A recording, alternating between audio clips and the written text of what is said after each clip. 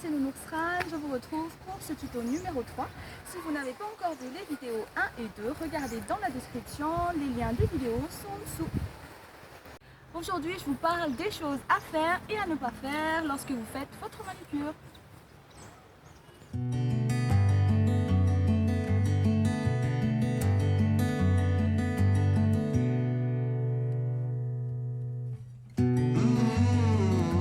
Must à faire lorsque vous faites une pose vernis, et je l'ai déjà dit dans mon tuto numéro 2, c'est de toujours utiliser une base avant le vernis choisi, car la base permet au vernis de ne pas se fragmenter et facilite ainsi sa dépose. Et même chose pour le top coat, à la fin quand vous finissez votre vernis, vous devez mettre un top coat qui va vous permettre de faire durer votre vernis. Et il existe plusieurs sortes de base coat et de top coat que vous pouvez choisir en fonction de vos besoins. Mais par exemple, pour moi, j'utilise le base coat de Maybelline qui est aussi un soin durcisseur.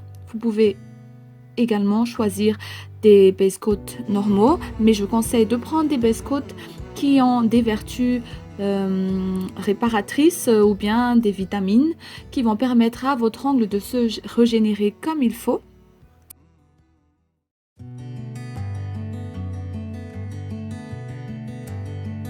Numéro 1, la chose à ne pas faire, plonger ses mains dans de l'eau froide après avoir mis le vernis. C'est vrai qu'on dit souvent que quand on est pressé, après avoir mis notre vernis simple, il suffit de le plonger dans de l'eau froide pour que ça sèche un peu plus vite, mais par expérience, et croyez-le ou non, ça ne marche pas car au contraire, ça fait effriter votre vernis. Mais à la place, je vous conseille d'utiliser ce nail dryer, c'est-à-dire le sèche-vernis. En fait, c'est très simple, c'est un genre de ventilateur. Mais vous pouvez également aussi laisser vos mains juste à l'air libre pour que ça sèche. Et oui, faire une manucure, ça prend du temps et il faut être patient.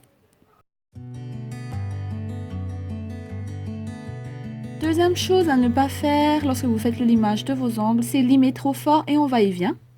Parce que ça détruit l'ongle et ça peut même vous faire des cassures plus sévères sur la surface de l'ongle, vers le cuticule.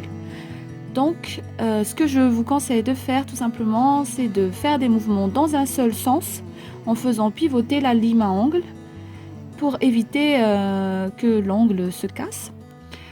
Et il faut tout de suite éviter les mouvements trop répétitifs et trop lents sur l'ongle car ils pourraient également chauffer. Autre chose à ne pas faire lorsque vous posez votre vernis, c'est de remplir tout l'angle de vernis. C'est une erreur courante que tout le monde fait, y compris moi. C'est pas forcément une mauvaise chose puisque on apprend. Mais mettre trop de vernis jusqu'à toucher les cuticules et les bords de l'ongle, ce n'est pas du tout esthétique et ce n'est pas du tout hygiénique. De là, vous faites très attention de ne pas toucher les cuticules lorsque vous posez le vernis.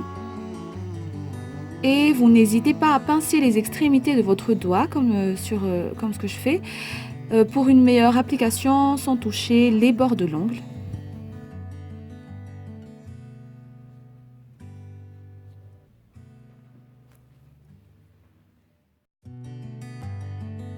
Un autre conseil lorsque vous posez votre vernis, c'est de ne pas faire des couches trop épaisses puisque ça prolonge encore plus le temps de séchage à l'air libre du vernis.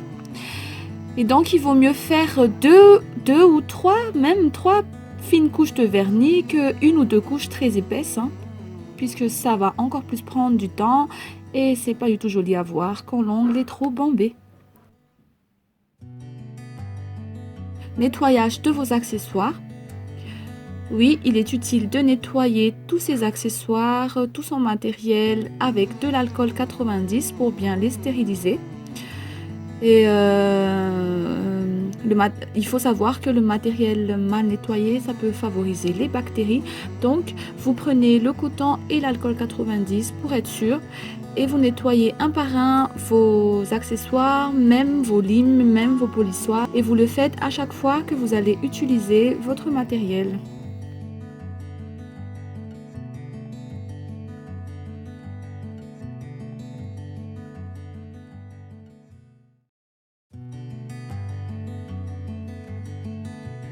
Et dernière chose, avant qu'on se quitte, je vais vous parler de la dépose. Peu importe que ce soit les faux ongles ou le vernis, quand vous faites une dépose, il faut absolument que vous donniez des soins à vos ongles.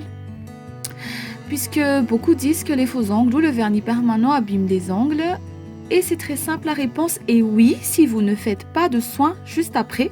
Et par soin, j'entends par là le polissage, le limage et l'application d'un vernis soin à la fin, ou bien d'une astuce de grand-mère dont je vous donnerai les secrets dans mon prochain tuto.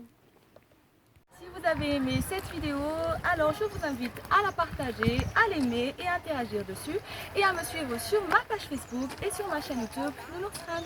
A plus.